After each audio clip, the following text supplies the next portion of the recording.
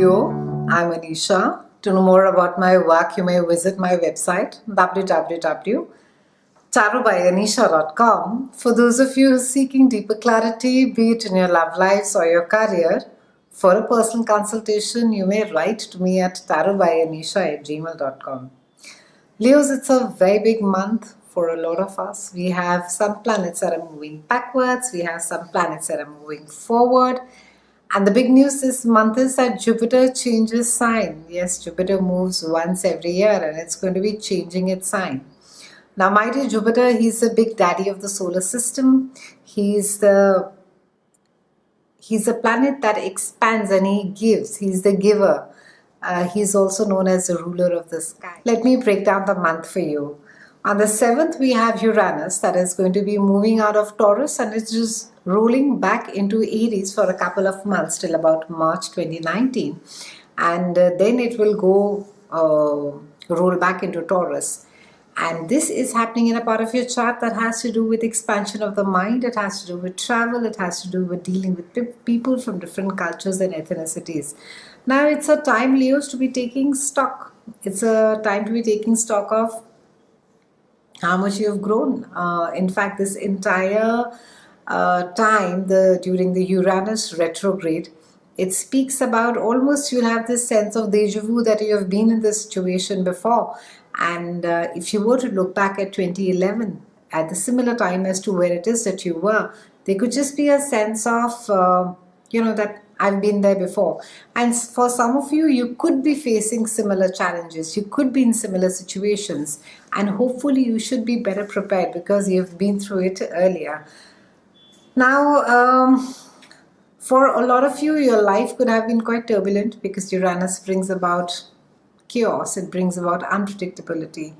And this, of course, like I said, it started in 2011 and it lasted till about now for about 7 years is the approximate time where Uranus transits.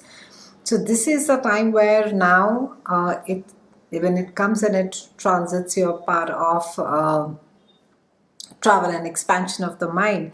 It also rules philosophy and spirituality. It's a time to be taking stock of not just how far that you've come, but what is it more that you can learn? How much is it that you're willing to grow? 7th, also we have a new moon that is there in your house, in your home, the place where you live, which you share with others. It's a house that rules your mother. It's a house of Cancer. And with a new moon, it's speaking about maybe a renovation possibility. Maybe some of you could be changing houses. Some of you could even be changing countries and cities. And on the 9th, we have Jupiter that changes sign. And Jupiter, the entire year, Leos, is going to be in your house of love. So I do see a lot of you getting married. I do see a lot of you committing yourself deeper into a romantic relationship. For some of you, your kids could be a source of joy. For some, it can be that you start pursuing a passion, a hobby, something that you feel really strongly about, and you will really sort of, maybe if it's a book that you've been writing, you'll go ahead and you will publish the book. On the 16th, we have Mars that is into the house of joint finances and resources. Try not to get into power struggles during this time, Leos. On the 17th, we have Venus, and hooray, it goes direct into your house of communication. But ironically, we also have Mercury that is going retrograde the same day. And the Mercury is retrograding in your house, which has to do with your home, the space where you live. So maybe it'll be worth your while to, take second opinions if you're looking at buying, selling, or renovating.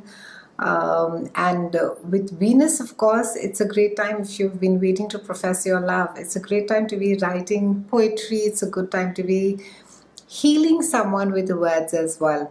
On the 23rd, we are closing the month with a full moon, which is there in your house of groups of friends, people with whom you share similar goals and passions.